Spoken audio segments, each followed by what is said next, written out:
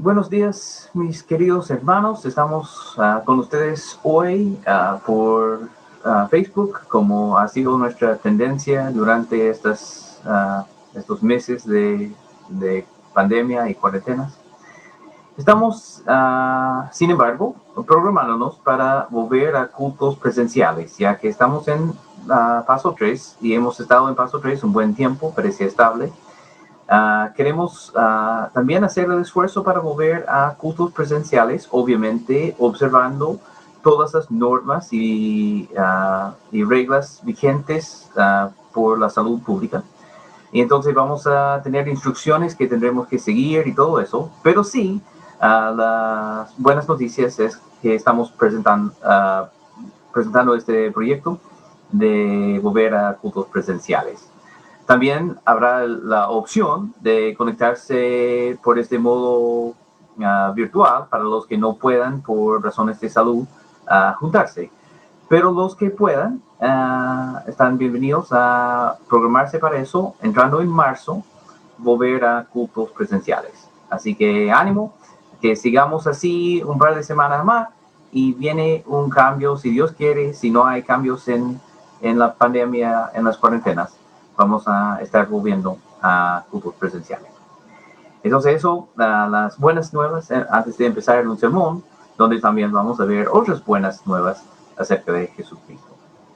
Así que, bueno, espero que estén animados con esta noticia y esta novedad. Y ahí vamos a estar entrando entonces al tema de hoy, que voy a compartir, que es acerca del libro de Habacuc. El libro de Habacuc es un libro chico, solamente 3 capítulos en el Antiguo Testamento. Puede costar un poco encontrar el libro, así que voy a dejar bastante tiempo para que lo encuentren. Ahora estoy diciendo Habacuc, que está en el Antiguo Testamento, en la última parte del Antiguo Testamento, para que lo vayan buscando. Y vamos a estar en Habacuc viendo algunos reclamos y respuestas, porque de eso se tratan los primeros 2 capítulos de Habacuc. Estaba viendo algunos reclamos, algunas quejas que tiene Habacuc, y él lo presenta delante de Dios. Y eso para mí es bastante interesante ver. Y para entender un poco sus reclamos, quiero dar un poco del escenario en que vive Habacuc. Aunque no sabemos con exactitud en qué fecha vivió, sabemos que vivió bajo el rey que se llama Manases, o bajo otro rey que se llamaba Joacim. Y bajo uno de esos 2 reyes. ¿Cómo era el ambiente bajo el rey Manases? Bueno, el rey Manases fue conocido como uno de los peores reyes que tuvo Judá, la parte sur de Israel, en su historia. Uno de los peores. Era un rey muy, muy malo, conocido por su violencia. Estaba dispuesto a matar gente por cualquier tema. Y también, a diferencia de su papá había quitado la idolatría de Israel, había derrotado a los profetas malos, a los paganos, había derrumbado sus altares y sus templos y había renovado el templo del Señor. Pero su hijo hace todo lo contrario. Él reedifica los altares a los ídolos que su papá había botado. Y más que eso, él pone un altar pagano en el templo del Señor.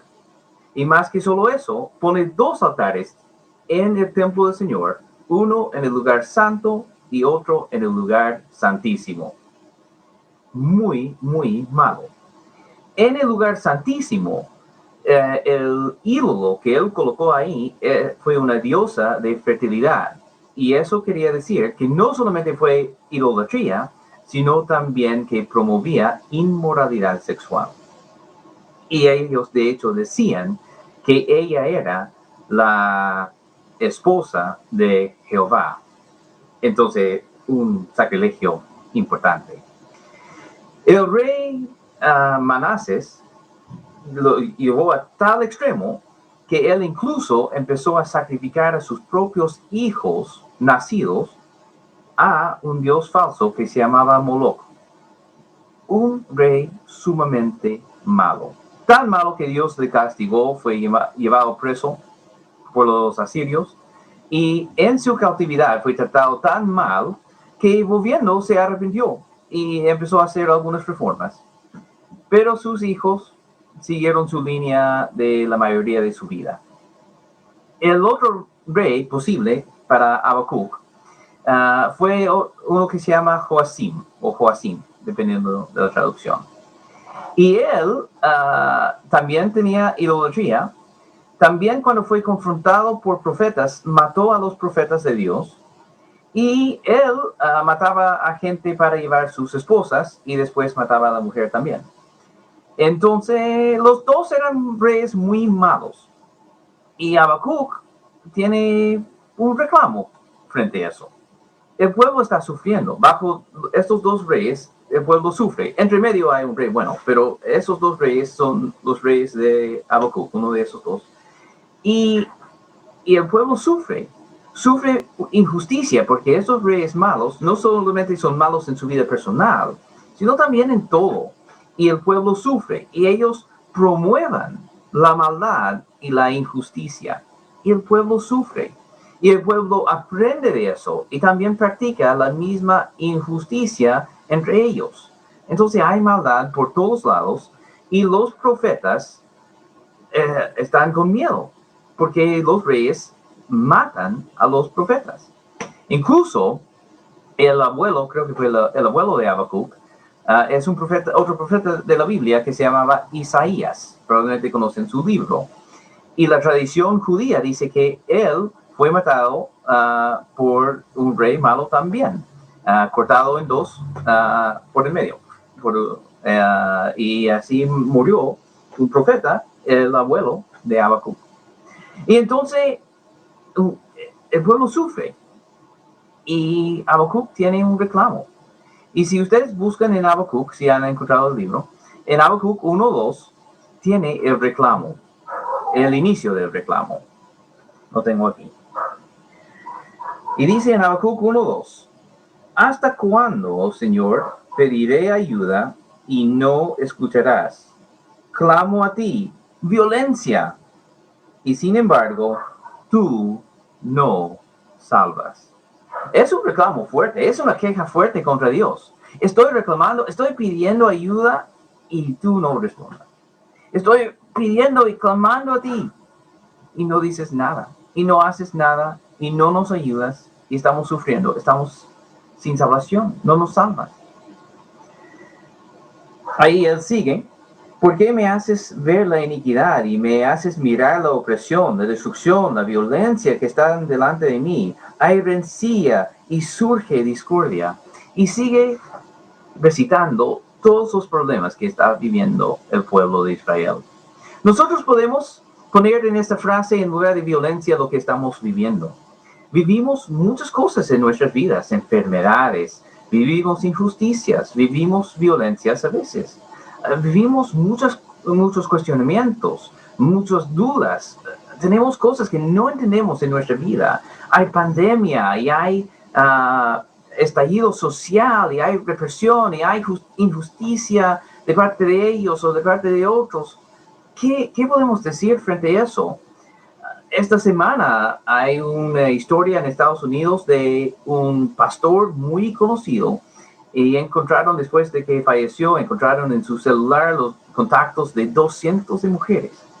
¿Por qué Dios permite esta clase de maldad? ¿Por qué permite esta clase de injusticia? ¿Y qué hace con nuestra fe cuando hay cosas así? Y Habacuc es un buen ejemplo que Dios permite preguntar. Ahora, si ven aquí, Habacuc no hace ninguna acusación contra Dios. No dice que Dios es malo, no dice que Dios no es justo. Dice, no entiendo. Estoy pidiendo y no estoy recibiendo la respuesta que esperé. Estoy pidiendo salvación y no lo veo. Estoy pidiendo alivio y no lo veo. ¿por qué no?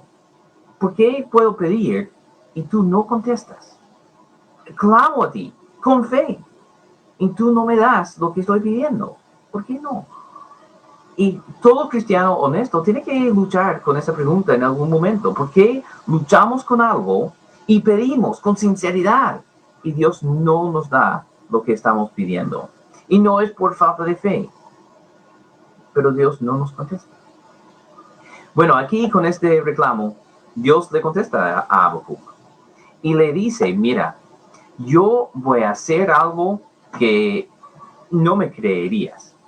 Te puedo decir lo que voy a hacer, pero no me vas a creer porque es tan grande que tú no lo esperas. Bueno, imagino a Habacuc pensando en esa respuesta. ¿Qué clase de respuesta va a hacer? Dios es capaz de hacer mucho más de todo lo que imaginamos, todo lo que podemos pensar. Dios puede hacer más. Y aquí Dios dice, voy a hacer. Y él comienza su respuesta en versículo 5.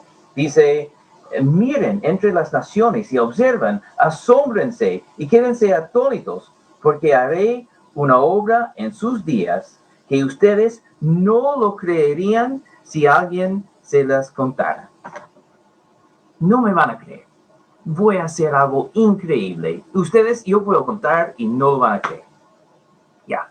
Todos queremos escuchar esta respuesta de Dios. Estoy haciendo algo mucho más grande de lo que imaginas. No me vas a creer. Quédense atónitos. Bien. Parece bien. Hasta que Dios dice, ¿qué es lo que va a hacer? ¿Qué es lo que va a hacer? Estoy levantando un pueblo que se llama Babilonia. Y ellos van a venir y ellos van a arrasar a todo. Van a destruir a todo el templo, van a botar el templo, van a llevar todos presos, van a matar a muchos, van a dejar todo botado, todo destruido. Algo grande, no lo puedes imaginar. Bueno, a lo mejor no lo quería imaginar. No es la respuesta que Habacuc quería. Sí, es muy grande, sí, es muy potente, pero él quería salvación, él quería ver un alivio contra la violencia. Y la respuesta de Dios es que estoy enviando un juicio contra el pueblo. Y el juicio viene en la forma de un imperio que se llama Babilonia. Ellos vienen y ellos van a destruir a todo, y muy grandemente.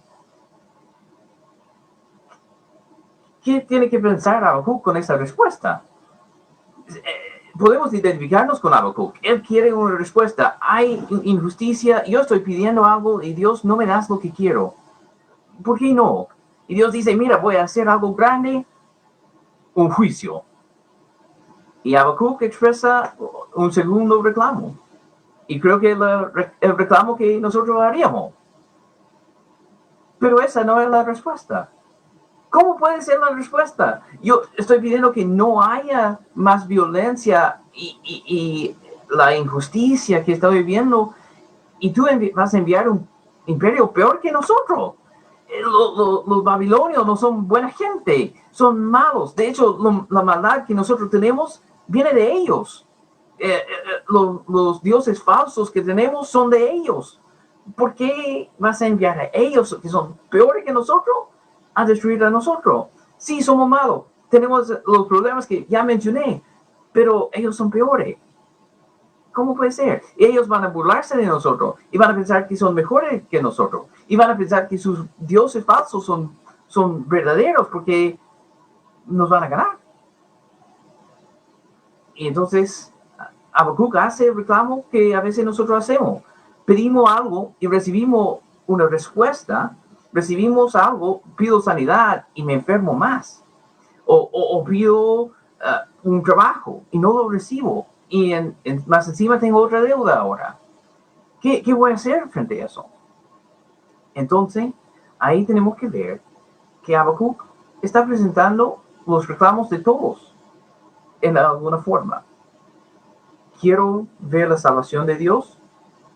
Dios da una respuesta inesperada y ahora él cuestiona la respuesta. ¿Cómo puede ser? ¿Qué voy a hacer? Él está en este momento en lo que yo diría que es una crisis de fe. ¿Qué voy a hacer con esta respuesta? No es lo que esperaba. Estoy viviendo algo que no esperaba vivir. Vamos a vivir más sufrimiento de lo que yo quería ver, y cuando pedí alivio, hay más sufrimiento, hay más aflicción, hay más tribulación. ¿Cómo puede ser? Las respuestas simplistas no sirven frente a estas cosas. Ahora, la respuesta es simple, pero no es fácil. La respuesta se puede resumir en una frase, y es la frase que vamos a ver. Pero no es fácil, y no es a lo mejor lo que nosotros esperamos tampoco. Y vamos a profundizar. Porque hay una respuesta que da Dios. Y en nuestro texto principal de hoy es Habacuc 2:4. Y en Habacuc 2:4, Dios contesta a este segundo reclamo. Y él dice, así es el orgulloso, en él su alma no es recto. Está hablando de Babilonia, y ellos van a venir con orgullo, y sí, también van a sufrir un juicio. Pero el justo por su fe vivirá. Y esta frase, más el justo por su fe vivirá, encontramos también en el Nuevo Testamento, y viene de Habacuc. Y Pablo lo toma y lo ocupa en Romanos, en Gálatas, también parece que sale en Santiago una versión, y en Hebreos. Esta frase, más el justo por su fe vivirá. Entonces la respuesta es fe. Ahora, lo que tenemos que preguntar entonces es, ¿qué es fe? ¿Qué quiere decir fe? ¿Y cómo es que podemos hacer lo que Dios está diciendo que es la respuesta? Porque algunos piensan que fe es optimismo, ser positivo, pensar en una forma positiva, que todo va a resultar bien. Pero Dios está diciendo en este contexto que no todo va a resultar bien. Muchos van a morir. Va a haber sufrimiento enorme. Es un juicio lo que viene. No es algo agradable, es un juicio. Y entonces, la respuesta que la fe es pensar que todo va a resolver bien. No es el caso. Claro, tenemos en la Biblia a Romanos 8, y ahí a lo mejor nos confundimos, porque dice que todo obra en conjunto para el bien de los que aman al Señor. Y eso es una promesa escatológica. Quiere decir que es para el cielo. Sí, vamos al cielo. No es una promesa para esa vida. No está diciendo que esta tragedia que viví en mi vida va a tener un buen resultado en mi vida. No está diciendo eso. Porque eso vemos en Habacuc. Él vive ese sufrimiento, y el fin de su vida va a ser la destrucción de su pueblo. Y en su tiempo hay otro profeta que vive lo mismo, que se llama Jeremías. Jeremías, fiel toda su vida, pero el fin de su vida es la muerte en cautividad. Pensar positivo o tener optimismo en el Señor no es lo que fe quiere decir. La fe no es eso. ¿Qué más puede ser la fe? Bueno, algunos piensan que la fe es declaración, que yo declaro que eso va a suceder, y si lo hago con fe, va a suceder. La fe es una convicción, que yo digo eso y eso es el resultado. Que yo puedo controlar la realidad, que yo puedo cambiar cosas con mi fe. Pero eso tampoco es lo que estamos viendo en Habacuc. Dios no dice, si tú tienes fe, todo resulta bien para ti. Y tú puedes cambiar todo eso si declaras ciertas cosas. No hay ningún cambio que Habacuc puede hacer en el escenario. Ya está decidido, ya se decidió cuando Manasés metió el altar en el lugar santísimo, y cuando mató a su hijo en sacrificio a Moloch. Ya se decidió, Babilonia viene. Dios emitió el juicio. No es cambiable. No hay nada que Habacuc puede hacer para cambiar lo que va a suceder. Y él lo va a vivir sí o sí. No tiene opciones. No puede declarar, yo declaro que voy a ser victorioso sobre esta cosa. No puede hacerlo. Él no tiene control sobre nada. La fe no es declaración. La fe no es una oración específica que tiene un resultado fijo. Eso no es fe. Entonces la fe, si no es declaración y no es optimismo, la fe no es algo que puede cambiar las circunstancias. Y a lo mejor eso puede ser chocante para algunos, porque no es lo que escuchamos siempre en las iglesias, pero es así. La fe no cambia situaciones, no cambia circunstancias, no cambia la realidad. Un ejemplo que a mí me gusta usar, lo hemos usado en sermones y en estudios bíblicos, son un asiento. Estoy sentado en un asiento ahora, una silla. Y la silla aquí me aguanta. Y yo tengo fe que la silla me va a aguantar, así que me siento con confianza. Porque yo sé que esa silla siempre me aguanta. Pero si yo voy a la casa de otra persona y veo una silla y lo veo y digo, no sé si me aguanta o no parece que está en buen estado, a lo mejor la madera está un poco podrida, no sé, los clavos ya sueltos, el pegamento ya no está en buena condición, no creo que me va a resistir, a aguantar. Entonces, a lo mejor me quedo de pie.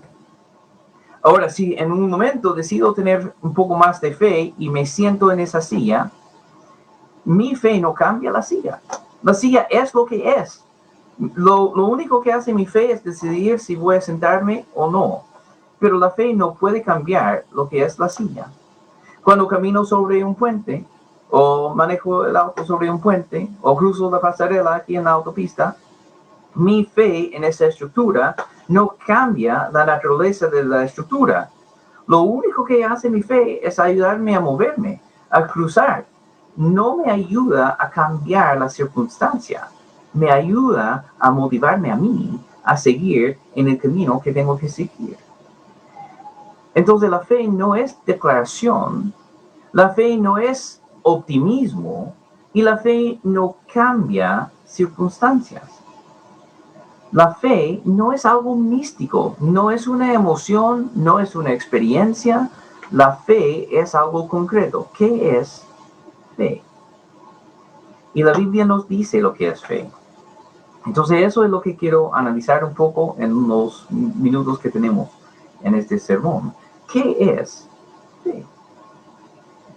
Los que han estado en estudio bíblico en el libro de Hebreos a lo mejor ya saben, porque eso vimos. Y en el estudio bíblico que viene este año también lo vamos a analizar, lo que es fe. La fe tiene dos cosas. Una cosa es creer que ciertas cosas son verdad.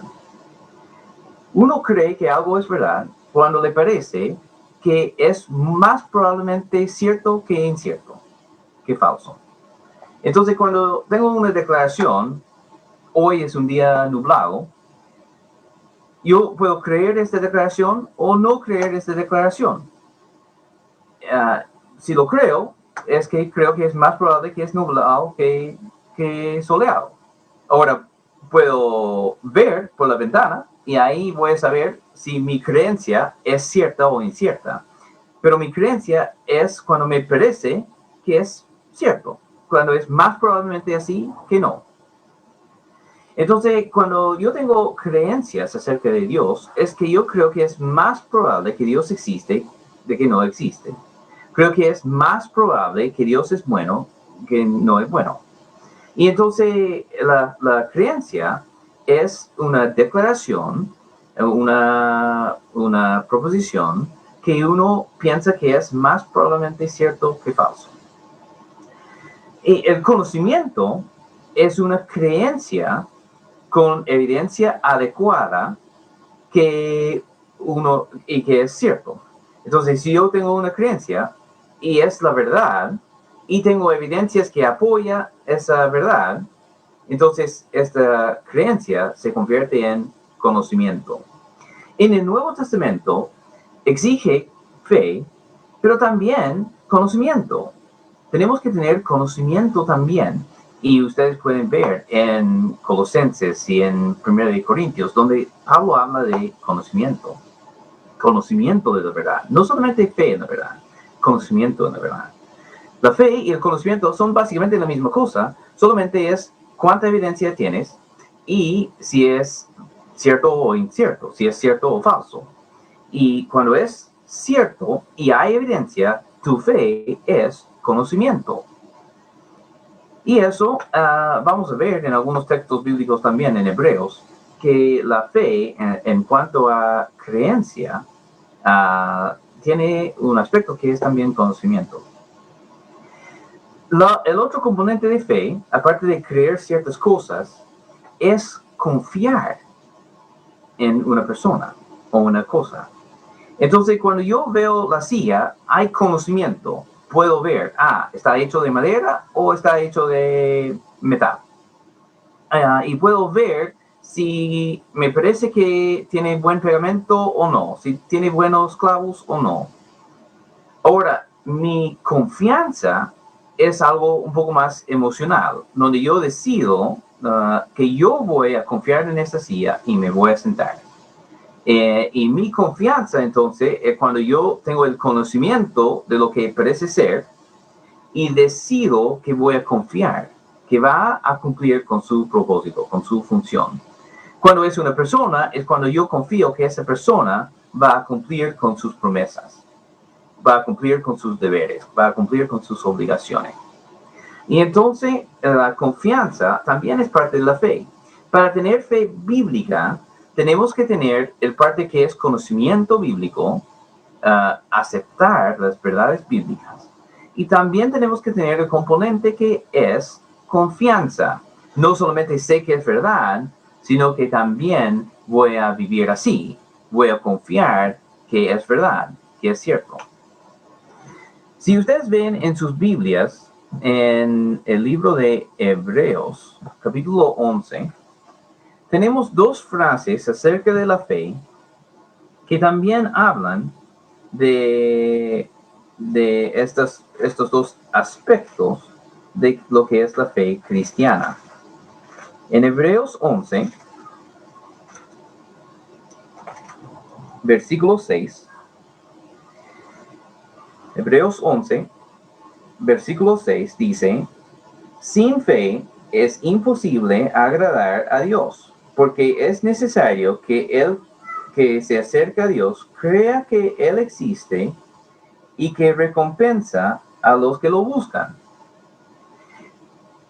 Es una definición de fe que tiene que ver con verdades que uno acepta. Las primeras dos verdades que menciona Hebreos es que hay que creer que Dios realmente existe y que vale la pena buscarle. No dice que es lo único que hay que creer, pero dice que estas cosas son las cosas más básicas. Si uno va a tener alguna fe en Dios, hay que creer que Él existe y que vale la pena buscarle. ¿Por qué? Porque si Él no existe, obviamente no vale la pena buscarle. Y si no vale la pena buscarle, entonces puedo vivir como quiero. Puedo hacer lo que quiero. Y no vale la pena sufrir nada para seguirle. Entonces, lo más básico es creer que Dios existe y que vale la pena buscarle. Entonces, en eso estamos viendo que una parte de lo que es fe es aceptar ciertas verdades. Y la otra parte de fe es confiar en Dios personalmente. Es decidir que voy a vivir de una forma que demuestra que creo que es verdad y que vale la pena buscarla. Voy a poner esa fe en práctica, voy a vivir con la fe. Y eso es la confianza, este aspecto. También se encuentra en Hebreos 11, en versículo 1. La fe es la certeza de lo que se espera y la convicción de lo que no se ve. Está hablando de esta confianza, aunque yo no lo puedo ver, no lo puedo tocar, pero sí sé que es verdad. Y puedo tener esa convicción, esta certeza, esta confianza que es así, que Dios es real y que vale la pena buscarle, me lleva a tener convicciones, tener confianza en Él, confiar en Él y decir, sí, Él es capaz, Él es bueno, Él es sabio. Entonces, lo que Habacuc tenía que vivir fue esta clase de fe. La clase de fe que dice, Dios puede contestar lo que quiere contestar. Puede decir que sí a mi petición o puede decir que no. Y yo le voy a confiar. Y ustedes pueden pensar, ¿cuál demuestra más confianza? El otro día pregunté a Tavi si confía en mí o no. Y estaba haciendo un argumento acerca de que si ella confía en mí y yo escogí a ella, es porque ella vale la pena, porque la amo. Entonces, ella tiene que tener confianza en sí misma también, porque yo confío en ella. Entonces, estaba preguntando si confía en mi juicio o no. La forma de demostrar eso es en el actuar. De si ella empieza a cuestionar todo lo que digo después de decir que confía, obviamente no confía. Y nosotros vemos entonces eso también en Dios y más en Dios. Si nosotros decimos confiamos en Dios, pero nosotros declaramos cambios, ¿realmente confiamos en Dios o no? ¿O confío en mi juicio?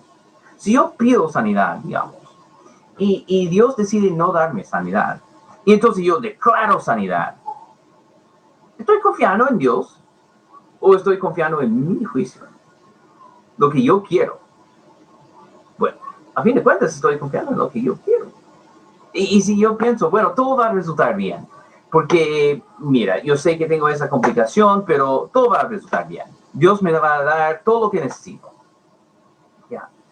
Y ¿qué pasa si Dios tiene otro plan? ¿No vale la pena confiar en Él? Sí, bueno, si yo tengo esas creencias y esta confianza, sí, debo confiar en Él si Él decide hacer lo que yo quiero hacer o no. Y entonces, vamos a ver un buen ejemplo de eso, de hecho. Un muy buen ejemplo de esta clase de fe. Y un muy buen ejemplo, sin par, a lo mejor, en la Biblia, es Jesús. En Getsemaní, antes de su muerte, cuando dice ahí, Padre mío, si es posible, que pase de mí esta copa, pero no sea como yo quiero, sino como tú quieres. La expresión de fe no es declaración de lo que yo quiero. Podemos pedir lo que queremos. Jesús pidió lo que quiere, lo que quería en ese momento. Lo pidió. Pero él aceptaba la voluntad de Dios. Y eso, a fin de cuentas, es lo que muestra fe. Confío en Dios para pedir lo que quiero y confío en Dios para su respuesta también. Su respuesta no va a determinar si yo tengo fe o no.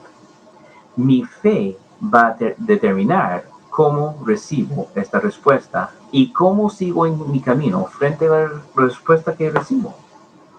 Mi fe, las verdades que he aceptado y la confianza y convicción que tengo que Dios es así, esos van a determinar mi camino cuando recibo la respuesta de Dios.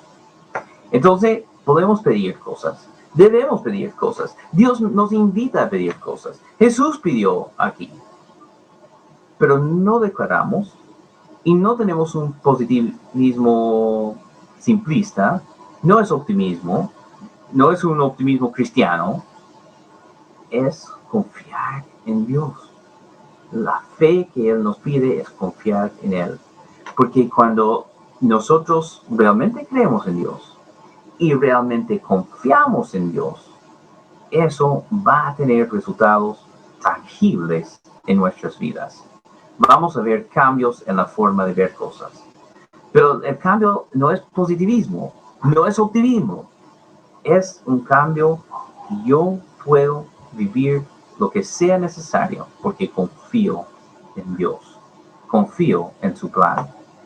Ustedes se acuerdan, José fue enviado preso. Ustedes se acuerdan, Dios pidió a Abraham sacrificar a su hijo. Jesús tuvo que morir en la cruz. Pablo tuvo que vivir con un aguijón en su carne. Job tuvo que vivir cualquier sufrimiento. Jeremías vivió cualquier sufrimiento. David perdió a su hijo. Sufrimiento hay. Pero eso no debe cambiar nuestra fe. Nuestra fe no es que todo va a ser lindo, color de rosa y arco iris y todo en las nubes. Nuestra fe es que Dios está con nosotros y que a fin de cuentas en el cielo vale la pena ser fiel en esta vida. Entonces nuestra fe no es algo místico que cambia todo, pero es algo potente que puede cambiar a nuestras vidas. Y la promesa de Dios es firme.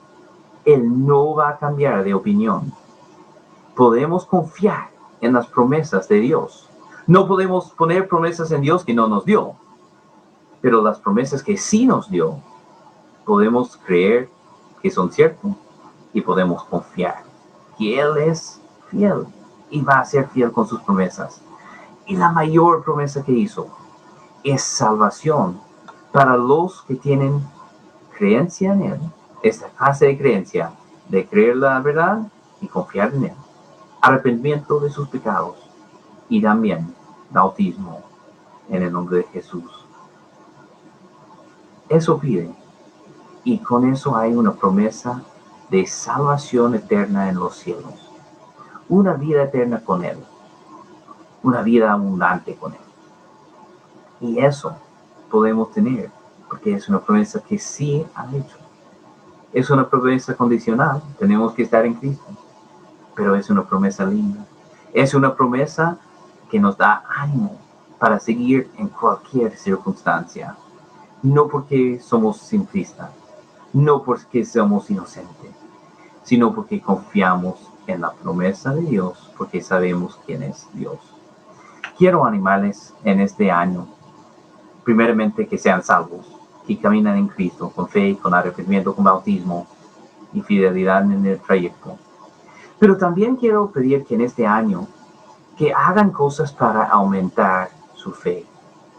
Y la cosa más importante para aumentar su fe es conocer la verdad y aceptar la verdad para que puedan tener esa confianza. Quiero animar a todos este año, estar en los cultos, estar orando, estar en los estudios bíblicos que vamos a ofrecer, porque eso es la base. El conocimiento es la base para tener una buena confianza. Y entonces queremos aumentar eso este año para que podamos andar en fe. Y no es místico, es fe en nuestro Dios bueno. Señor, te damos gracias en esta mañana, en este día, que nos has dado estos ejemplos de fe en la Biblia y una definición de lo que la fe es. Pido que nos ayudas a ser fieles, a realmente creer las cosas que tú nos has comunicado en tu palabra y realmente mostrar en nuestras vidas confianza y convicción, creyendo en tus promesas y creyendo en tu esencia. Tú eres fiel, que tú eres bueno, que tú nos amas, que tú eres poderoso. Puedes hacer todo. Podemos confiar en ti y podemos confiar en tus promesas. Y pido que también ayudes en los casos de las personas que están viviendo ahora en crisis de fe, que ellos puedan tener los elementos que conducen a una fe fuerte y resistente frente a la aflicción. Pedimos que en cualquier circunstancia podamos seguir teniendo fe y convicción. En el nombre del Señor Jesús. Amén.